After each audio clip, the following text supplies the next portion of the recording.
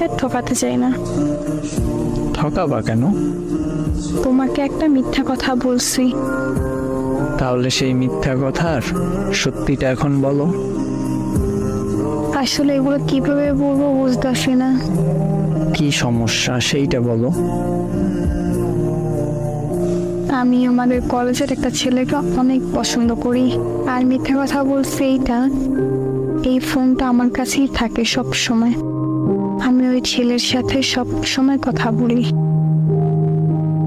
নিজের অজান্তে ওরা অনেকটা ভালোবেসে বলছি। গতকাল আমি ওরে বলছি সব ঘটনা। ও আমার সাথে সম্পর্ক করার জন্য রাজি হয়েছে। তাই বুকে অনেক হাউস নিয়ে তোমাকে আমি এসব বলতে আসছি। তোমার কথা শুনে হারিয়ে গেছিলাম। এতটা ভালোবাসো আমাকে, ক্ষমা করে দিও আমাকে। একটা কথা কি জানো, মানুষ ঠকিয়ে কখনো ভালো থাকা যায় না। আল্লাহ ছাড় দেন কিন্তু ছাইড়া দেন না। প্লিজ এইভাবে বলো না। আমি এখন তোমাকে কি বলবো সেটাই বুঝতে পারতেছি না। এমনও মানুষ হয়। আচ্ছা, আমার কমতি ছিল কোথায়? জানি না। তোমার অনেক চাহিদা ছিল যেগুলো আমি পূরণ করতে পারতাম না, সেটাই তো।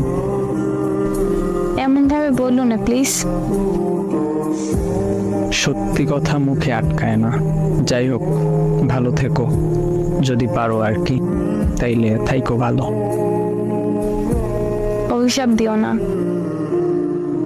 না, দিব না অভিশাপ।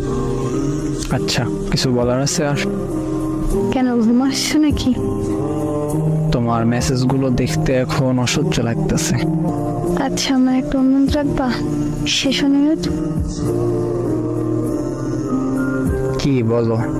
যদি রাখার মতো হয় তাহলে রাখবো। আমার যত ছবি আছে তোমার কাছে সবগুলো ডিলিট করে দাও। আমার নাম্বারটা ব্লক করে দাও। তুমি কি বোকা? তোমার মনে হয় তোমার ছবি, তোমার নাম্বার আমার কাছে থাকবে? সব মুছে ফেলবো এখনই। আমার শহরে বেঈমান প্রবেশ নিষেধ। Good bye.